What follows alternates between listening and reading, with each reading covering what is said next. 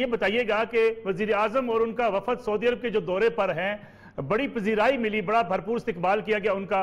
कहा जा रहा था कि पाकिस्तान और सऊदी अरब के तल्लुकात बड़ी किसी दूरी की सतह पर चले गए हैं, और ये बर्फ पिघली कैसे?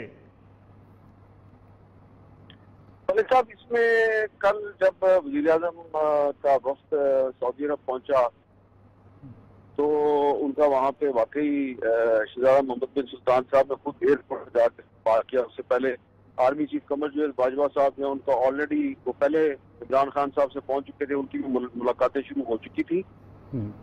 तो फिर कल शाम को सऊदी हुकूमत की एक अहम शख्सियत जो है, जिनका सारे मामले में काफी किरदार है, उनसे मेरी बात हुई। तो उन्होंने ये कहा कि थैंक्स गॉड कि पाकिस्तान और सऊदी अरब के ताल्लुकात जो हैं वो दोबारा बैक ट्रैक पे आ गए। ठीक।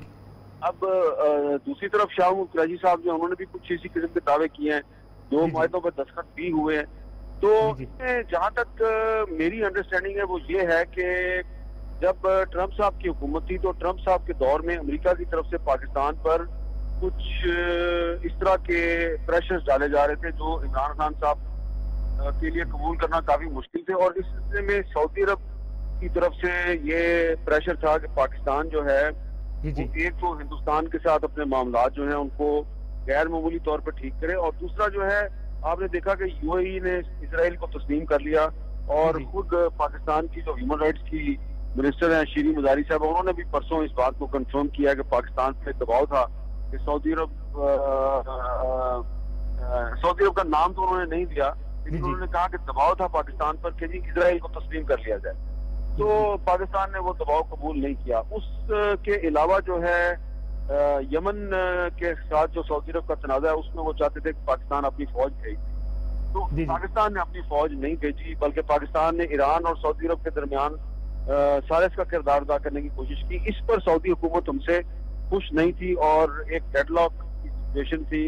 और ये भी खबरें आ रही थी कि सऊदी हुकूमत जो है वो इतनी नाराज थी पाकिस्तान से कि उसने जो हमें एक लोन दिया था तो वो अपनी मुकर्ररा मुद्दत से पहले ही उन्होंने कहा जी हमें वापस करें। तो ये एक अनफॉर्चुनेट सिचुएशन थी। लेकिन उसके बाद ट्रंप की हुकूमत खत्म होगी, उसकी जगह में बाइडन की हुकूमत आ गई। ट्रंप के और सऊदी अरब के बड़े अच्छे ताल्लुकात थे, लेकिन बाइडन जो है उनके और सऊदी अरब के ताल्लुकात इतने अच्छे नहीं है। इसी तरह बाइडन के और पाकिस्तान की जो हुकूमत है उसके भी इतने अच्छे ताल्लुकात नहीं है। तो ये एक स्पेस मिली है दोनों ममालिक को, पाकिस्तान और सऊदी अरब को, जो एक एक्सटर्नल प्रेशर था जिसकी वजह पैदा हुई थी, वो प्रेशर खत्म हो गया है। और बल्कि अब एक ऐसी हुकूमत है अमेरिका में जिसके दोनों ममालिक के साथ कोई इतने अच्छे ताल्लुकात नहीं है। एक तो ये बात है। दूसरी बात यह है कि शायद अब रिव्यू किया है पाकिस्तान ने कि यमन का जो मामला है इसमें पाकिस्तान जो है पहले तो एक गैर जानबदारी का किरदार अदा कर रहा था, लेकिन अब हम ये सुनने में आ रहे हैं कि पाकिस्तान की तरफ से जो सऊदी अरब की जोग्राफियाई सालमियत है उसको अगर खतरात में हक पेश आएंगे तो इस सिलसिले में पाकिस्तान ने उनको ये यकीन दहानी करवाई है कि हम आपकी भरपूर हमायत करेंगे। मीर साहब जो है जी इसके अलावा जो है जो इंडिया और पाकिस्तान का मामला है इसमें भी आप जानते हैं कि एक बैक चैनल जो है वो शुरू हुआ है, तो उसमें भी सऊदी अरब ने पाकिस्तान से वादा किया कि वो कोई किरदार अदा करेगा। और ये वो 2-3 चीजें हैं जिसकी वजह से कि पाकिस्तान और सऊदी अरब के जो ताल्लुकात हैं वो बैक ट्रैक पे आ गए, यानी कि बैक ऑन ट्रैक है। लेकिन अभी हम ये नहीं कह सकते कि इनमें वही पहले जैसी गर्मजोशी है, लेकिन एक बर्फ पिघल। हम मीर साहब, अगर हम हुकूमत की बात करें, मौजूदा हुकूमत और वफाकी वज़रा की बात करें, अक्सर वो ये कहते हुए नजर आते थे कि पॉलिसी हम अब शिफ्ट कर रहे हैं, हम चीन की तरफ जा रहे हैं, और जो बिल्कुल हम अमेरिका के इत्तेहादी होने के हम एक माजी में रहे हैं, हम उससे बाहर निकल रहे हैं, हम नई खारजा पॉलिसी तरतीब दे रहे हैं। तो इस लिहाज से तो लगता है कि हम वापस उसी खारजा पॉलिसी के ट्रैक पे चले गए हैं। जी देखें, ये हमें मुझे तो मैं इससे इत्तेफाक नहीं करता। इसकी वजह ये है कि आप देखें कि पाकिस्तान जो है वो मलेशिया में जो कॉन्फ्रेंस हो रही थी, पाकिस्तान ने पहले उसमें पार्टिसिपेशन का इंडिया दिया, वादा किया, फिर पाकिस्तान जो है वो बैकआउट कर गया। इसके अलावा पाकिस्तान जो है, ये दुरुस्त है कि पाकिस्तान पे प्रेशर था कि सऊदी के इसराइल को तस्लीम किया जाए, लेकिन पाकिस्तान ने इसराइल को तस्लीम नहीं किया।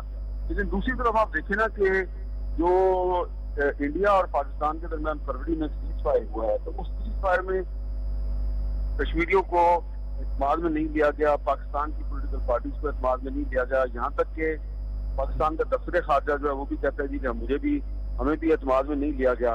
उसमें ऐसा लगता है कि कुछ बैरूनी प्रेशर था और उस पर ये हुआ है, और वो प्रेशर एग्जर्ट करने के, प्रेशर को अवॉइड करने के लिए मोदी साहब जो है उन्होंने फरवरी में एक वादा तो कर लिया, लेकिन कुछ दिनों के बाद खुद ही उन्होंने वादा तोड़ दिया।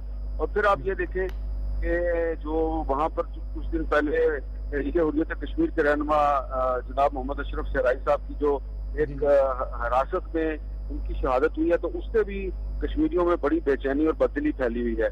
और मेरी इतलात ये है कि अब हो सकता है कि भारत की तरफ से ऑल पार्टी हुर्रियत कॉन्फ्रेंस की जो श्रीनगर में मौजूद क़यादत है उसको बराह रास्त अप्रोच किया जाए और वो भी उनसे मुज़ाकरात कर सकते हैं। और अगर वो अब हुर्रियत कॉन्फ्रेंस बराह रास्त इंडिया के साथ मुज़ाकरात शुरू कर देगी तो पाकिस्तान जो है उस पर एतराज करने की पोजीशन में इसलिए नहीं होगा कि पाकिस्तान ने हुर्रियत कॉन्फ्रेंस को एतमाद में लिए बगैर फरवरी में एक सीज फायर का मुआहदा किया।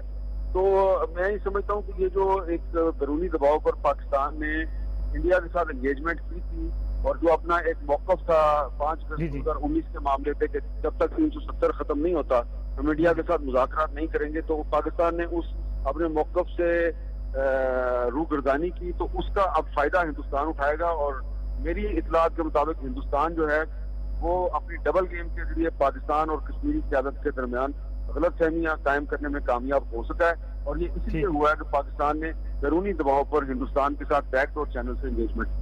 हम अमीर साहब, अगर हम पाक सऊदीया तल्लुकात की बात करें, जिस सीनियर जो है सऊदी हुकाम से आपकी बात भी हुई, क्या अब हम समझें कि मुस्तकबिल में ये तल्लुकात ऐसे ही आगे बढ़ेंगे? इन्वेस्टमेंट की बात की जा रही है, मुआहदे हो रहे हैं, फिर मोहम्मद बिन सलमान जो वहाँ के वली अहद हैं वो पाकिस्तान आने के बारे में भी हामी भर चुके हैं कि पाकिस्तान का दौरा करेंगे। देखें, हमें दुआ तो करनी चाहिए कि पाकिस्तान और सऊदी अरब के ताल्लुकात हैं वो अल्लाह करे बेहतर हो जाएं, लेकिन इस सिलसिले में जाहिर बात है कि जो प्राइस है वो क्या है ये हमें अभी तक पता नहीं है। तो पाकिस्तान और सऊदी अरब जो है उसके ताल्लुकात में बेहतरी की तो कोई भी मुखालफत नहीं करेगा, लेकिन अगर इस सिलसिले में पाकिस्तान की जो खारजा पॉलिसी है उसमें आप पार्लियामेंट को एतमाद में लिए बगैर कोई बहुत बड़ा शिफ्ट लेके आते हैं, इसका मुझे मेरी नाकिस राय में हमें फायदा नहीं बल्कि नुकसान हो। बहुत बहुत शुक्रिया हामिद मीर साहब, सीनियर सहाफ़ी तज़कियाकार जनाब हामिद मीर साहब हमारे साथ मौजूद थे। इस खित्ते की सूरत हाल पर उनसे बातचीत की। एक ब्रेक लेते हैं, ब्रेक के बाद जब वापस आएंगे तो हुमा बुकाई साहबा जो है आलमी अमूर की माहिर और उनके साथ सुमेरा अजीज सीनियर सहाफ़ी सऊदी अरब से हमारे साथ मौजूद होंगी। उसमें हम जायज़ा लेंगे कि इन दोनों मुल्कों के माबैन जो तल्लुकात आगे बढ़ रहे हैं ये किस हद तक मजबूत रहेंगे और पाकिस्तान इससे कैसे फ़ायदा उठा सकता है। एक ब्रेक के बाद वापस आते हैं।